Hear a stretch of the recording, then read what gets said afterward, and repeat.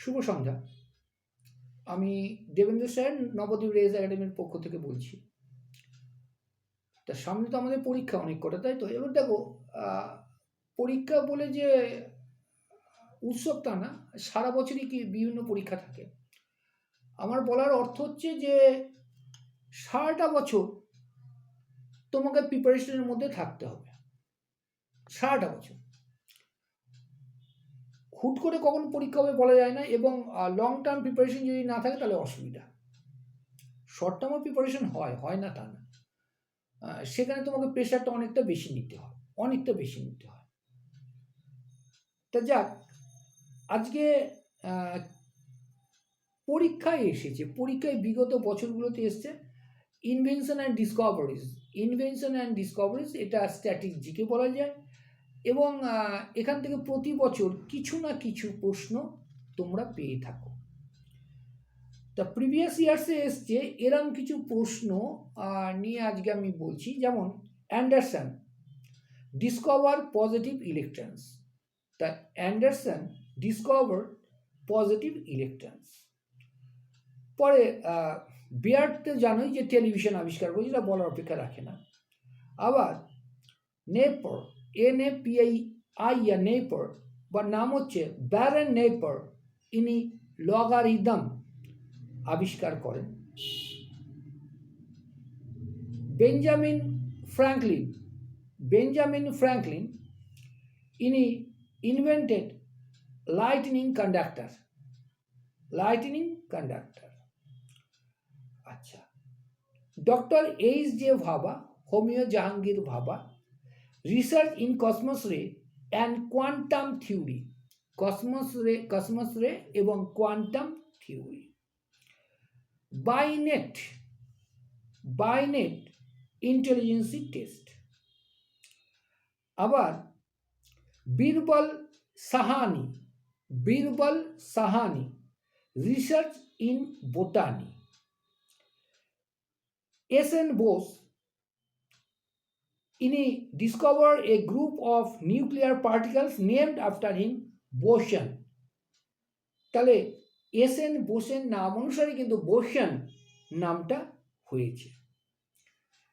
আচ্ছা, Chadwick Discovery of neutron. Charles Darwin, এটা বলা অপেক্ষা রাখে না, ছোটবেলা থেকে পড়ে এসছে জীববিজ্ঞানে, সেটা হচ্ছে theory of evolution, origin of species. Madame Curie discovery of radium. আচ্ছা, আরও এসছে ওটা ফারেনহাইট বলছে Fahrenheit mercury thermometer scale in which freezing point is -32 degree and boiling point 212 degree. এটা ফারেনহাইট আবিষ্কার করেন Faraday. Electromagnet induction and laws of electrolysis. Fermi discover artificial splitting of atoms, একাধিকবার এসছে। Fermi discovered artificial splitting of atom. আচ্ছা, এইগুলো দেয়নি, যেগুলো দেয়নি সেটা আমি আনছি না, যেগুলো সচরাচর পরীক্ষায় এসছে সেইগুলো চেষ্টা করছি। হ্যাঁ, এটা এসছে একাধিকবার, সেটা হচ্ছে Maxwell electromagnetic theory of light. পড়ালেখা অত্যন্ত ভালোভাবে করতে হবে। এবার দেখো, ভালোভাবে যারা পড়ে সকলেই ভালোভাবে পড়ে, আর যারা মনে করো যে টাইম পাসের জন্য পড়ছি তাদের নিয়ে কথা আমি বলবো না। চাকরির পড়ার সাথে স্কুল কলেজের পড়ার একটা বিস্তর ফারাক রয়েছে। স্কুল কলেজে অনেকেই রয়েছে যে অত্যন্ত ভালো রেজাল্ট করছো, উচিত করা। আমি এমন অনেক স্টুডেন্ট, ধরো 1999 সাল থেকে এখানে পড়াচ্ছি, 1999 সাল, আজকে 26 বছর হতে চললো প্রায়। তা তোমরা যারা আমার এই ভিডিওটা দেখছো বা চাকরি পরীক্ষায় খাটছো, তার মধ্যে 90% তো জন্মই হয়নি যখন থেকে আমি পড়াচ্ছি। তা দেখো, এই দীর্ঘ অবধি সময়ে পড়ানোতে একটা জিনিস লক্ষ্য করেছি, বহু বাচ্চা আছে ব্যাপক রেজাল্ট করে এসছে ইদানিংকালে এই বিগত 8-10 বছর ধরে স্কুলে বাচ্চারা মানে ফাটাফাটি রেজাল্ট যাকে বলে করছে, কিন্তু চাকরি পরীক্ষাতে গিয়ে ঠিক তেমন কায়দা করতে পারছে না। এটাই আজ থেকে 18-19 বছর আগে এই জিনিসটা ছিল, কিন্তু এতটা প্রভাব বিস্তার করেনি। এখন বাচ্চারা পুরোপুরি, গার্জেনরাও যাচ্ছে বাচ্চারা নাম্বারের পিছনে দৌড়ায়, সেখানেই গন্ডগোলটা বাড়ছে। বাচ্চাটাকে এতটা প্রেসার ক্রিয়েট করা হচ্ছে যে বাচ্চারা নাম্বারের পিছনে দৌড়াবার ফলে কেন পড়ছি, কি পড়ছি, এই জিনিসটাতে কর্ণপাত করে না। পড়ে আমার কি হবে এই জিনিসটা তো তাদের বোধোদয় হয় না, তাদের একটাই নাম্বার আনতে হবে। তাই নাম্বার আনার ইয়েতে সম্পূর্ণ সিলেবাসটা আমরা পড়ছি না, যেটা অন্যতম কারণ আমাদের চাকরি পরীক্ষায় ব্যর্থতা। একদম ক্লিয়ার কাট কথা। তোমরা আমাকে জানো যে আমি আটপৌরে লোক, অত্যন্ত সাধারণ মানের লোক, কথাবার্তাও একদম সাধারণ মানেরই বলি, আর কর্পোরেট স্টাইলে কথা আমি বলতে পারি না, বা সেরকম কর্পোরেট স্টাইলে তোমার কাছে নিজেকে উপস্থাপন করার মনোবাঞ্ছাও আমার নেই। শিক্ষা জগতের লোক, শিক্ষা সম্বন্ধে হয়তো একটু সাধারণ থেকে একটু বেশি জানি। ছোটোবেলা থেকে দেখো, ক্লাস 6 থেকেই বাচ্চাটার কিন্তু কম্পিটিটিভ পরীক্ষার জন্য প্রিপারেশন শুরু হয়ে যায়। এবং আমার এখানে যারা স্কুল লেভেলে পড়ে তাদেরকে বলি, তোমরা স্কুলে পড়ছো, তোমাকে সম্পূর্ণ সিলেবাস কমপ্লিট করতে হবে, এর পাশাপাশি তোমাকে বিভিন্ন স্কুল লেভেলের কম্পিটিটিভ এক্সামে বসতে হবে, স্কলারশিপ এক্সামে বসতে হবে, অলিম্পিয়াডে বসতে হবে, বিভিন্ন সায়েন্স ট্যালেন্ট সার্চে বসতে হবে, এইসব পরীক্ষায় বসতে হবে, আদারওয়াইজ বড় হয়ে থাকবে। এই জন্য বলবো যে মাধ্যমিকের পরেই কিন্তু তোমার ভাবনা চিন্তা করো।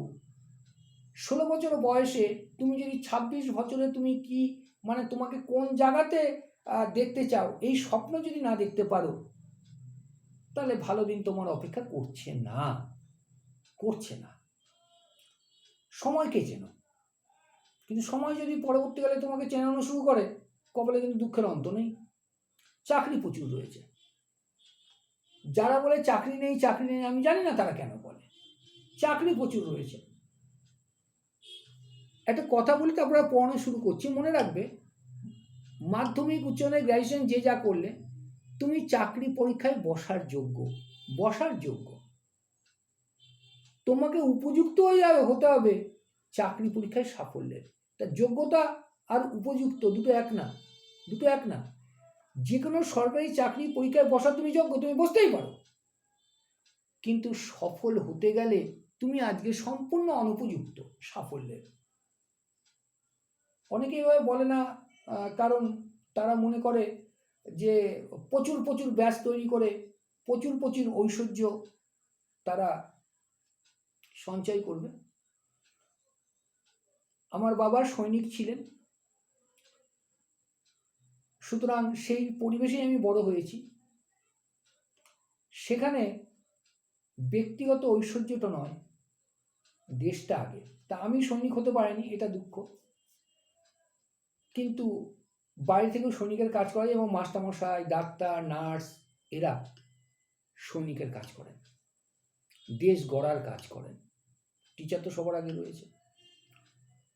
সুতরাং ভুল বুঝিয়ে, মিথ্যা স্বপ্ন দেখিয়ে তোমার কেরিয়ারটা নষ্ট করব, এই পাপিষ্ট হতে আমি চাই না। তার জন্য বলি, পড়ালেখা খুব ভালোভাবে করো, খুব ভালোভাবে। দেখো, পড়ালেখা ছাড়া মুক্তি নেই। আর পরিষ্কার কথা, তুমি স্পিরিচুয়াল দিকে যাবা, তুমি যেই দিকেই আসো, পড়ালেখা তোমার লাগবে। পড়ালেখা ছাড়া কোনো মুক্তি নেই। যারা বলে যে পড়ালেখা ছাড়া অনেক কিছু হয়, তারা সম্পূর্ণ তো মিথ্যে কথা বলে। হয়তোবা লক্ষতে একজন হয়, কিন্তু 99,999 জন কিন্তু ব্যর্থ হয়। আর পড়ালেখা করলে ঠিক উল্টোটা হয়। পড়ালেখা যদি করো, তুমি তোমার মতো ঐশ্বর্য না হোক সাধারণভাবে থাকতে পারবে। পড়াশোনা শিখে যে সকলে চাকরি পাচ্ছে তা কিন্তু নয়, আমি কখনোই বলি না। কিন্তু পড়াশোনাটা যদি মন থেকে করো তাহলে কিন্তু তুমি টিউশনস করতে পারো, পেশাটা বাজে নয়, বাজে নয়। ইভেন আমার কাছে যারা চাকরি পরীক্ষায় পড়তে আসে, আমার বলতে খুব ভালো লাগে, এদের মধ্যে অধিকাংশ কিন্তু টিউশনস করে আমাকে তার টিউশন ফিটা পে করে তার পড়ার। জিনিসটা ভালো। মোট কথা হলো পড়া করতে হবে, চাকরি হলো উদ্দেশ্য, চাকরি পেতেই হবে। এবার অনেক সময় তুমিও দেখবে তোমারও আশেপাশে অনেকে আছে চাকরি পেয়েছে, চাকরি পেয়ে চাকরি ছেড়ে দিয়েছে, চাকরি পেয়ে চাকরি ছেড়ে, এরকম সংখ্যা কম নেই। সুতরাং চাকরি পাওয়া যায় না এটা সত্য কথা নয়, সত্য কথা নয়। খাটো। তোমার আর কে নারায়ণন লেখক, মালগুড়ি ডেজ যিনি, 15 বছর পরে সে সাফল্য পেয়েছে, 15 ইয়ার্স। আর তুমি 2 বছর খাটতে পারো না, আর তুমি বলো তুমি চাকরি পাবে, সাফল্য পাবে? সম্ভব না। একটা লং টাইম প্রসিডিওর থাকে, খাটতে হবে, খুব ভালোভাবে খাটতে হবে। পাশাপাশি তোমার যে টিচার তাকেও প্রচুর খাটতে হবে। মনে রাখবে, তুমি যদি 100% খাটো, তোমার টিচারকে খাটতে হয় তোমার জন্য 125%। তাকে রিসার্চ করতে হয় কোন জিনিসটা তোমার ক্ষেত্রে তাড়াতাড়ি ডাইজেস্টেবল, কোন জিনিসটা করলে তুমি 700 800 900 ছেলে মেয়েকে টপকে নিজের জায়গাটা করবে। এটা ছেলে খেলা নয়, ছেলে খেলা নয়। ঠিক আছে, পরে কথা শোনো। মেঘনাথ শাহ আবিষ্কার করেছিলেন effects of pressure on radiation through bodies, এটা মেঘনাথ শাহ। মেন্ডেলা, এটাও আগে পড়েছো, লজ অফ হেরিডিটি। আর নিউটন তো বললাম না, ল অফ মোশন আর গ্র্যাভিটি, ছেড়ে দাও, বললাম না। এটা প্রায় এসছে জানো তো। পিসি রয় কিসের সাথে যুক্ত? পিসি রয়, মনে রাখবে, research in chemistry, research in chemistry, এটা মনে রেখো। শালিমার পেইন্ট, শালিমার পেইন্টে, ঠিক আছে। এটা গেল ইনভেনশন অ্যান্ড ডিসকভারিজ। যেগুলো তোমাকে বলা হলো সেইগুলো সব কটাই কিন্তু বিভিন্ন পরীক্ষায় এসছে, এমনকি একাধিকবার এসেছে। এইবার বলছি, কই গেলাম? এবার বলছি, দেখো, মেশিনারি ইনভেনশন অ্যান্ড ডিসকভারিজ, খুব মশাবো। আচ্ছা, এবার বলছে Austin motor car, Graham Bell telephone, Berlin microphone,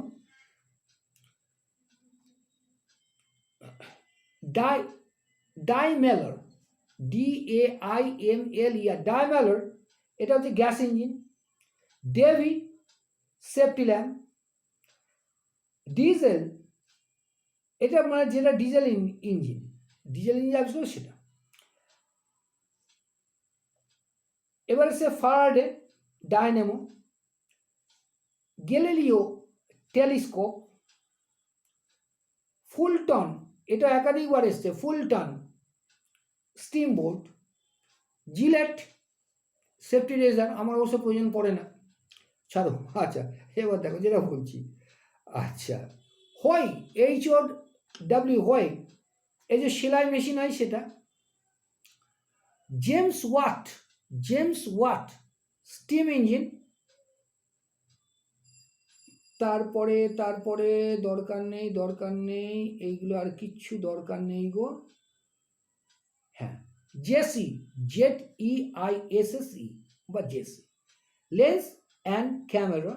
আর আরেকটা জিনিস আমার প্রচণ্ড ভালো লাগে, এবং আমি মাধ্যমিক পরীক্ষাতেও সেই পেনেই পরীক্ষা দিয়েছি। এখন তো সব এই পেনগুলো, এছাড়া আমি এখনও নিপ পেন মানে কালি পেন ইউজ করি, সেকেলের জিনিস। যদিও আমার ছাত্রছাত্রী অনেকে বলে, স্যার আপনি এই পেন ইউজ করেন সেকেলে। হ্যাঁ, সেকেলে ভালো। সব কিছু নতুন জিনিসটা ভালো না, সব কিছু নতুন জিনিস ভালো না, সেখানে পুরনো ঐতিহ্য বিসর্জিত হলে অসুবিধা আছে, সে ছাড়ুক। Waterman fountain pen, Waterman company হলো ফাউন্টেন পেন। ফাউন্টেন পেনের বাংলা কিন্তু আবার ঝর্ণা কলম। ঝর্ণা কলম। যারা 92-93 সালে মাধ্যমিক দিয়েছে, তারা 92-93 সাল মানে বুঝতে পারছো 30 বছর হয়ে গেছে। যারা মাধ্যমিক দিয়েছে বা উচ্চ মাধ্যমিক দিয়েছে তারা অনেকেই তখন ডট পেনে ইউজ শুরু হয়ে গেছিল ভালোভাবে, নিপ পেনে চলতো। আমার মতো বেশ কিছু আমারই বন্ধু বান্ধবী যারা ছিল তারা নিপ পেন ইউজ করতাম, আজকে জানি না তারা ইউজ করে কিনা, বাট আমি এখন ইউজ করি। ওকে, শোনো, তাহলে জিকের এই কথা বললাম। আগামী আরেকটা ভিডিও আনছি, সেই ভিডিওতে আমরা সাহিত্যের উপরে কিছু প্রশ্ন নিয়ে আলোচনা করব। কারণ WBPSC অথবা স্কুল সার্ভিসের যেটা গ্রুপ সি এবং গ্রুপ ডি হওয়ার কথা আছে, বা আগামীতে WBCS পরীক্ষা যে হবে, মোট কথা পশ্চিমবঙ্গের যে পরীক্ষাগুলো হয় সাহিত্যের বেশ কিছু প্রশ্ন থাকে, তার মধ্যে তো অবশ্যই বাংলা সাহিত্যের উপর কিছু প্রশ্ন করবো। ওকে, থ্যাংক ইউ, সকলে ভালো থেকো, আগামীতে আবার দেখা হবে। Thank you.